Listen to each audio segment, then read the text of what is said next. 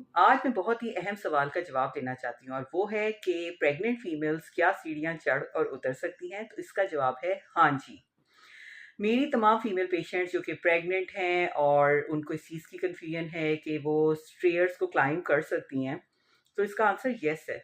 लेकिन प्रेगनेंसी में उनको चाहिए कि इस चीज़ का ख़्याल रखें कि जो भी सीढ़ियाँ हैं उसके साइड पे जो रेलिंग होती है उसको पकड़ के उतरें और चढ़ें। आराम-आराम से चढ़ें और उतरें।